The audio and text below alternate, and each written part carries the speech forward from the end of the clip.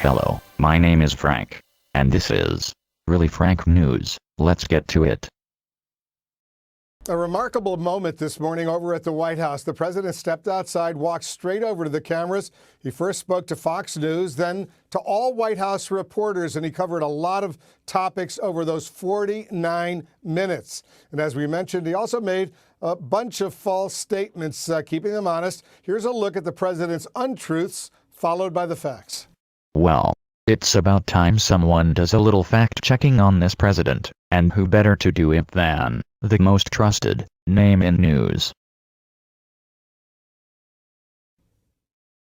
It's a very unfair situation, but the IG report totally exonerates. I mean, if you look at the results and if you look at the head investigator is saying we have to stop Trump from becoming president. Well, as you see here, CNN is saying the IG report did not address the Trump campaign's ties to Russia. Well, let's take a look at the IG report and see. In assessing the decision to prioritize the Russia investigation, over following up on the mid-year related investigative lead discovered on the Wiener laptop, we were particularly concerned about text messages sent by Strzok and Page that potentially indicated or created the appearance that investigative decisions they made were impacted by bias or improper considerations. Most of the text messages raising such questions pertained to the Russia investigation, and the implication in some of these text messages, particularly Strzok's August 8th text message, "will stop candidate Trump from being elected," was that Strzok might be willing to take official action to impact a presidential candidate's electoral prospects. Under these circumstances, we did not have confidence that Strzok's decision to prioritize the Russia investigation, over following up on the mid-year related investigative lead discovered on the Wiener laptop, was free from bias. So, the CNN assertion that the IG report did not address the campaign ties to Russia are false. And if the IG report is correct and the lead investigator was biased, then Trump is by law exonerated. Let's look at their next fact check. I hate the children being taken away. The Democrats have to change their law. That's their law. Sir, that's you change your policy. Quiet. That's the Democrats' law. We can change it tonight. We can change it right now.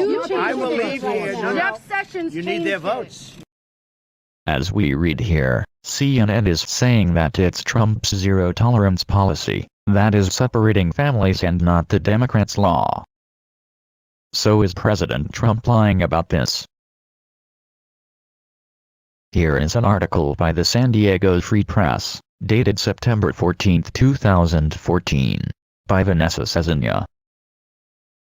As you can read here, it says it is no secret that a surge in the number of deportations happened after Obama took power. Also in this article dated July 12, 2014, governors were struggling on how to handle the border crisis. Especially for those governors from states that had been asked to house the children in temporary shelters. Children have been taken from their parents at the border, and placed in foster homes for years before Donald Trump became president. At the 2014 governors' meeting, Governor Mary Fallin points out the Fort Still Army post in her state, where over 1,100 unaccompanied minors are being housed. CNN wants you to believe that children being separated from families is Trump's fault, but as I have shown, this has been happening for years. In their Keeping Them Honest report here, they say it's not the Democrats' law. Well, who signed our present Immigration Act into law? A quick Google search will tell you that the Illegal Immigration Reform and Immigrant Responsibility Act of 1995 was signed into law by Bill Clinton, therefore, making it a Democrat law.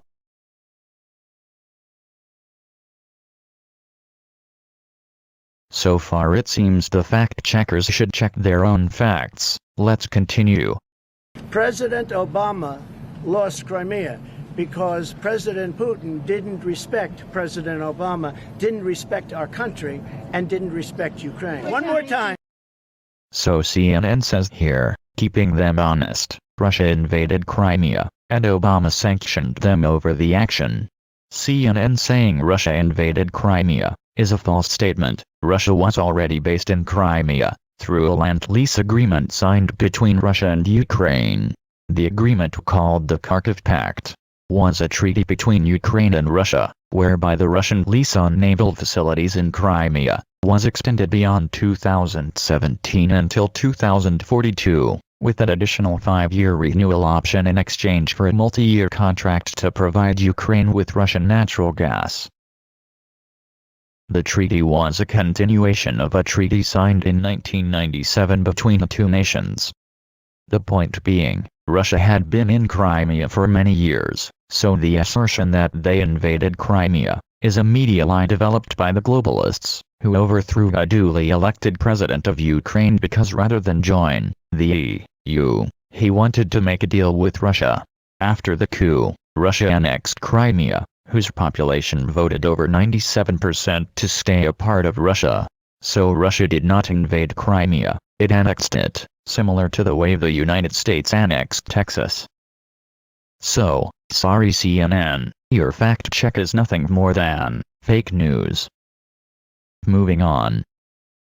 I feel badly for General Flynn. He's lost his house, he's lost his life, and some people say he lied, and some people say he didn't lie. I mean, really, it turned out maybe he didn't lie. So here is a cheat stunt by CNN to call the president a liar. All he said is maybe. Flynn didn't lie, the key word being maybe.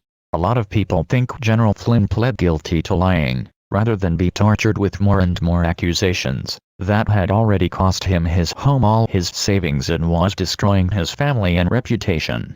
So did Trump lie by saying maybe? No, just more fake accusations from. This is CNN, the most trusted name in news.